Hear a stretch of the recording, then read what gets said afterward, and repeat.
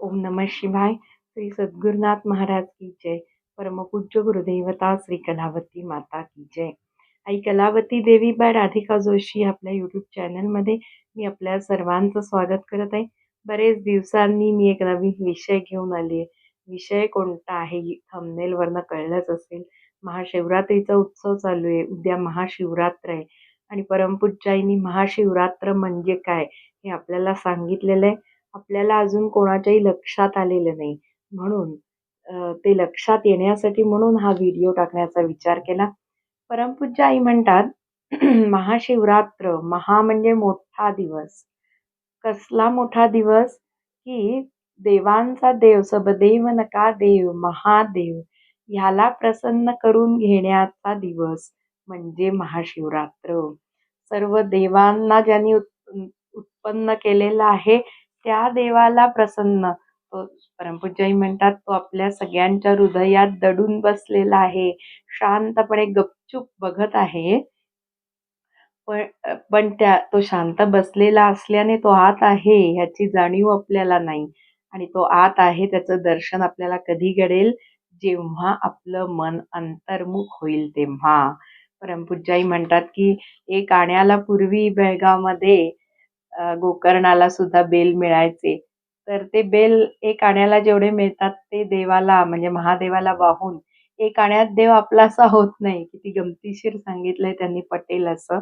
मग तो आपलासा होण्यासाठी म्हणून तपश्चर्या करावी लागते. तो आपलासा कधी होतो? जेव्हा आपल्या आतमधली पशुवृत्ती जाऊन आपल्या अंगी मनुष्यपण येतं. जेव्हा आपले कुसंस्कार जाऊन आपल्याकडे सत्वगुण येतात. जेव्हा आपल्या आतमधली घाण बाहेर येईल आणि आपण त्या महादेवासारखे पवित्र होऊ, त्यावेळेला तो आपल्यावर कृपा करेल. परमपूज्याई म्हणतात की सामान्य कृपा ही सगळ्या प्राणीमात्रांवर जगातल्या असते, पण विशेष कृपा त्या महादेवाची होण्यासाठी त्याला प्रसन्न करून घ्यायला लागतं. आणि आतमधली घाण काढून पवित्र होऊन गेल्याशिवाय तो आपला स्वीकार करत नाही. आणि ती पवित्रता येण्यासाठी, ती घाण जाण्यासाठी, पशुवृत्ती जाऊन मनुष्यपण अंगी येण्यासाठी म्हणून शिवरात्र आहे. म्हणून हरिमंदिरामध्ये 4 वेळेला तपश्चर्या ठेवलेली आहे. 7/28 वेळेला आपल्या इथे कार्यक्रम. आम्ही सगळे एकमेकात म्हणतो सुद्धा की फार हेवी उत्सव आहे शिवरात्रीचा. 4 वेळेला जायचं म्हणजे फार थकायला होतं. पण परमपूज्याईंचं लॉजिक त्यामागे असं आहे की यथा सांगते कर्म काही घडेना, घडे पुण्य ते सर्व गाठी पडेना. आपण कोणतंही व्रत नेम जरी केला तरी ते यथासांग म्हणजे देवाला हवं तसं न घडल्यामुळे आपल्या गाठी पुण्य पडत नाही. आणि ते पुण्य अनायासे विनासायास हरिमंदिरात 4 वेळेला भजनाला जाऊन तपश्चर्या घडल्यामुळे पडतं. कसं काय? त्यामागचं कारण पण सांगत आहेत की 4 वेळेला जाण्याचा ध्यास लागतो.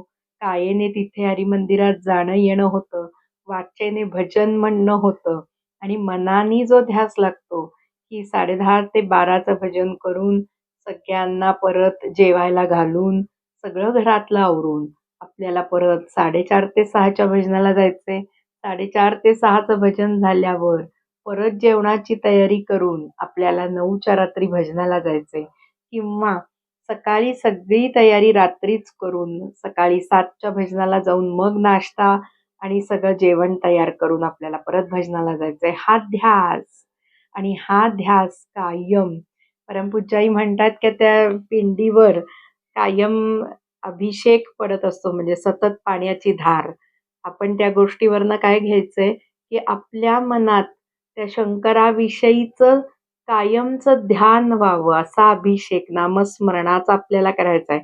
आणि शिवरात्रीच्या वेळेला 7/28 म्हणजे दिवसातनं 4 वेळेला आपल्याला देवाचं नाव 4 भजनांच्या रूपाने परमपूज्याईने ठेवण्यामागचा हेतू आपल्याला दिवसभर त्याच्या नामाचा, त्याच्या स्मरणाचा अभिषेक आपल्याकडनं घडावा आणि जेणेकरून आपल्यामधले कुसंस्कार दूर होऊन त्याने आपल्याला आपलंसं करावं.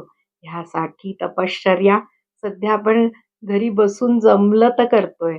पण परमपूज्य आईंनी 4 वेळेला भजन ठेवण्यामागचा उद्देश फार उदात्त आहे आणि जे लोकं दिवसातनं 1 वेळेला तरी जातील, त्यांचं कायेने तिथे जाणं, वाचेने भजन म्हणणं आणि मनाने ध्यास लागणं. परत घरी जाऊन आवरून परत भजनाला जायचंय हा ध्यास, तो घरी बसून लागू शकत नाही आणि म्हणून परमपूज्य आईंनी आपल्याला हरिमंदिरातली शाळा ठेवली आहे, जिथे जाऊन मनसोक्त आनंद लुटायचाय, मन एकाग्र करायचंय. मन एकाग्र झाल्याशिवाय आतमध्ये दडून बसलेला महादेव आपल्याला दर्शन देणार नाही आहे. महाशिवरात्र इतके वर्ष आपण साजरी करून ते व्रत म्हणून उपवास करून शंकराची पूजा, त्याला अभिषेक, शंकराच्या देवळात जाऊन प्रदक्षिणा, त्याचं दर्शन हे करून सुद्धा आपल्याला अजून महादेव का बरं भेटले नाहीत? त्यांची कृपा आपल्यावर का झाली नाही? याच्या मागचं कारण देताना परमपूज्य आई हरिमंदिरात घडलेली एक घटना दृष्टांत म्हणून सांगत आहेत. परमपूज्य आई म्हणतात 16 सोमवारचं व्रत करताना त्या सीमंतिनीनं नक्की काय केलं होतं? बारकाईने तिने कसं व्रत केलं होतं?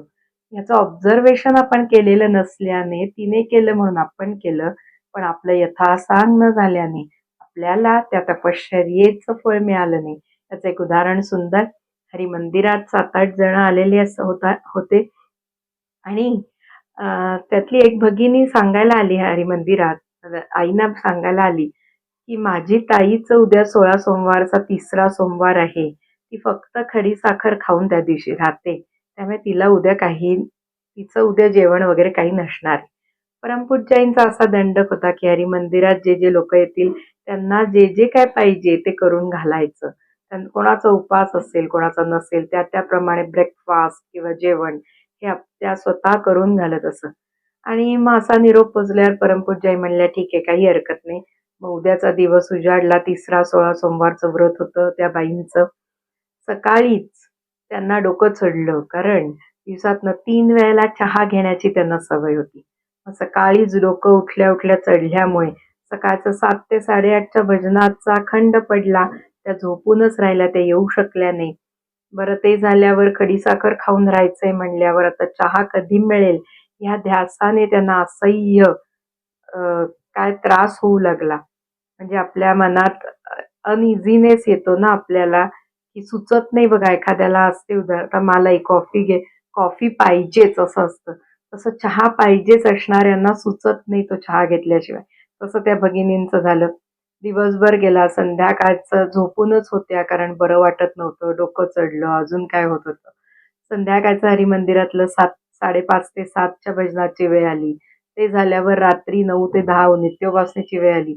तरी सुद्धा त्यांना दिवसभर काहीच खायचं नसल्याने आणि पाहिजे तो चहा न मिळाल्याने त्या भगिनी झोपून राहिल्या आणि हरिमंदिरात जाऊन तिन्ही त्रिकाळच्या उपासनेमध्ये खंड पडला, कारण 16 सोमवारचं व्रत होतं. बरं, आता रात्री 12 वाजतील कधी आणि मंगळवार कधी चालू होईल असे उगरे निगरे लागले, म्हणजे असा ध्यास लागला. मग त्यांच्या आईने काय करून ठेवलं की आपली मुलगी स्वतःही झोपत नाही आणि आपल्यालाही 12 वाजल्याशिवाय झोपू देणार नाही, म्हणून त्या मुलीला 3 कप चहा पिण्याची जी सवय होती दिवसातनं, तसे 3 कप चहा भरून थर्मासमध्ये ठेवला आणि आपल्या मुलीच्या डोक्याशी म्हणजे उशाशी तो थर्मास ठेवून आई निवांत झोपली.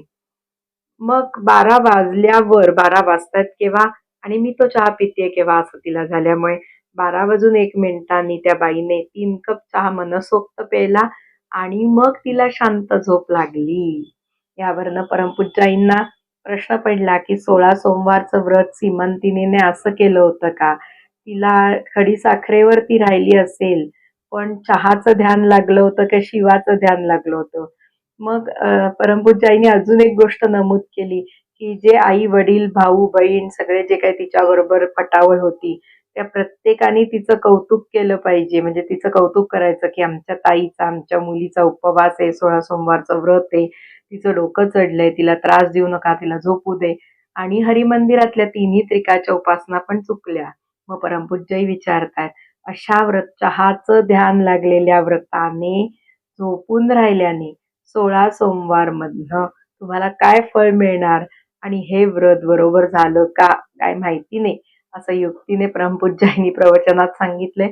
मग यथासांग व्रत झालं नाही म्हणून पुण्य गाठी पडलं नाही आणि अशा असंख्य शिवरात्री आपल्या आयुष्यात झालेल्या असून सुद्धा आज तागायत शिवरात्रीचं फळ म्हणून महादेव आपल्याला पावलेले नाही, त्यांची विशेष कृपा आपल्यावर झालेली नाही.